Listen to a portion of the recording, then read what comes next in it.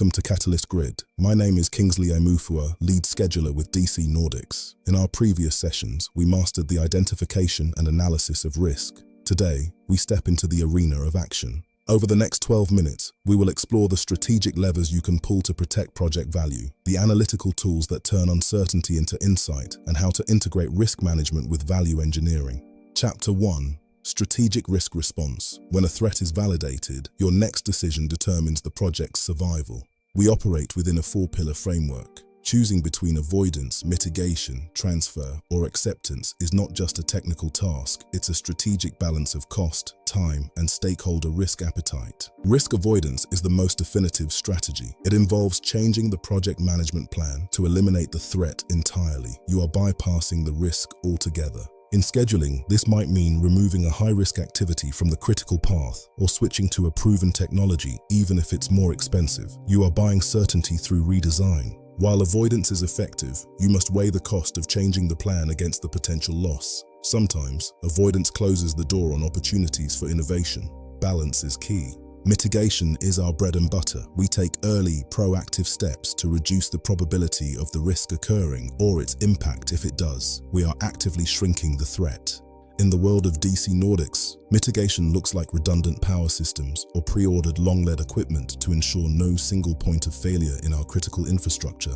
Every dollar spent on mitigation is an investment in stability. We are buying down uncertainty to protect the project's net present value. This is where true project mastery begins. Risk transfer shifts the financial impact and ownership of a risk to a third party. It doesn't make the risk go away, it just changes who is left holding the bill when it triggers. Common methods include fixed-price contracts, where the contractor takes the risk of cost overruns, or comprehensive insurance for environmental hazards and site accidents. Transfer always comes at a price, the risk premium. You are paying the other party to take on your uncertainty. Use it when the risk is beyond your direct control. Finally, we have acceptance. This is the strategy when no other option is feasible or cost-effective. We distinguish between passive acceptance and active, planned acceptance. Active acceptance involves setting aside a contingency reserve in your budget and schedule. You are not ignoring the risk, you are preparing the resources to handle it.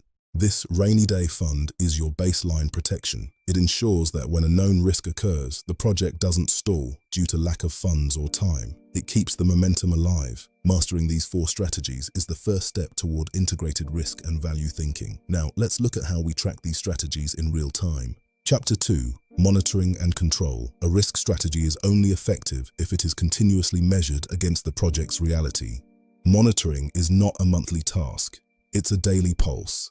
It involves reassessing current risks, identifying new ones, and retired those that are no longer threats as the project evolves. Your risk register must be the single version of the truth. We track the proximity of risks, how soon they might hit us, to prioritize our immediate focus and resources. We don't just list risks, we manage the actions. If a mitigation task is behind schedule, that itself becomes a secondary risk to the project's primary health. Action is the antidote to risk. We use specific KPIs to measure our effectiveness.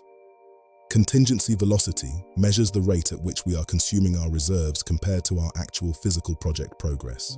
If your actual mitigation costs are consistently higher than planned, your risk identification or analysis phase was likely flawed. Data doesn't lie, and it provides the path to improvement. A master risk dashboard provides real-time insights for the PMO. It highlights which work packages are most exposed and where we need to focus executive attention and resources. By visualizing clusters, we can see if our risks are concentrated in one specific phase, allowing for targeted value engineering workshops to reduce exposure before it's too late. Chapter 3. Probabilistic analysis. Let's move from deterministic to probabilistic thinking for more robust project control. A single finish date is often a guess. A range of dates with statistical confidence levels is professional scheduling. This is where Monte Carlo simulation shines as the gold standard. Monte Carlo simulations run thousands of scenarios, varying durations and costs based on your risk inputs to produce a realistic distribution of possible project outcomes. The resulting S-curve tells us our probability of success. A P80 date means there is an 80% chance we will finish on or before that specific date. It's about quantified confidence. This is how we quantify the value of our risk management efforts. By mitigating threats, we shift the curve, buying back time and budget for the project. We are creating value through control. We also use tornado charts for sensitivity analysis. This tells us which individual risks are driving the most delay or cost overrun. Focus your energy here first for maximum impact. The Joint Confidence Level, or JCL, gives us the probability of meeting both our cost and schedule targets simultaneously. It's the ultimate health check for any large-scale project. Chapter 4. Real-World Application. Let's look at how we applied these advanced principles to Project Fulcrum. Project Fulcrum was a multi-year hyperscale data center build with extreme schedule pressure and a complex global supply chain spanning multiple continents. We identified a critical risk in the procurement of specialized cooling units. The potential delay was 12 weeks, a threat that would have derailed the entire project baseline. We had a choice. Acceptance meant a massive budget reserve that wasn't available. Instead, we chose a mitigate strategy through dual sourcing and strategic early reservation fees. By investing in a second vendor, we reduced the probability of delay by 70%. Our Monte Carlo simulation confirmed our P80 date remained achievable even with minor disruptions.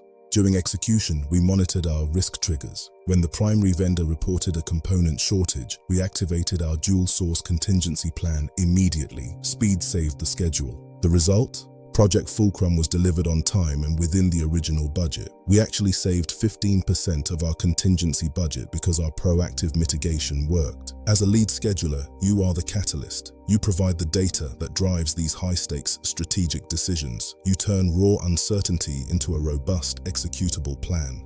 Chapter 5.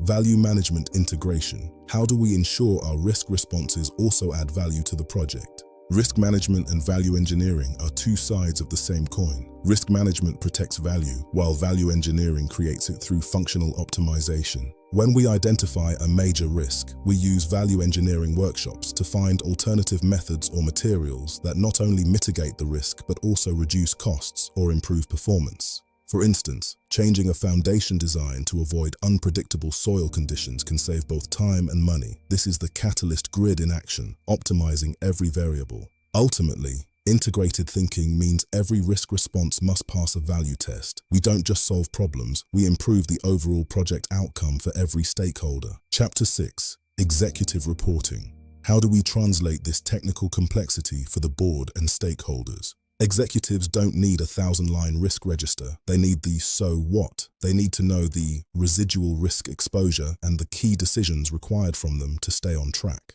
A world-class executive report uses visuals to simplify technical complexity. It shows the top 5 threats and the specific strategic actions being taken to control them, impactful and clear. We also show trends. Is our risk management making the project safer over time? This historical data builds massive stakeholder confidence and justifies the ongoing investment in project controls. In closing, remember that risk response and monitoring is the backbone of project excellence. It's how we deliver what we promised, even when the world changes around us. Let's recap Episode 3. We've mastered the 4 strategic pillars of risk response: avoid, mitigate, transfer, and accept. Strategy drives success. We've seen how to build dynamic monitoring systems using risk registers and high-impact KPI dashboards to keep our project health in check. Data is our power. We've explored the power of Monte Carlo simulation, turning single-date guesses into high-confidence plans, and probabilistic certainty analysis is our anchor. And we've learned how to integrate risk with value and report those insights to executives to drive better, faster decision-making. Thinking is our advantage. Apply these frameworks to your projects today. Take the lead, provide the data, and transform your project's future. Thank you for joining me for Episode 3. Don't forget to subscribe, like, share, and comment. This is Kingsley Imafua signing off.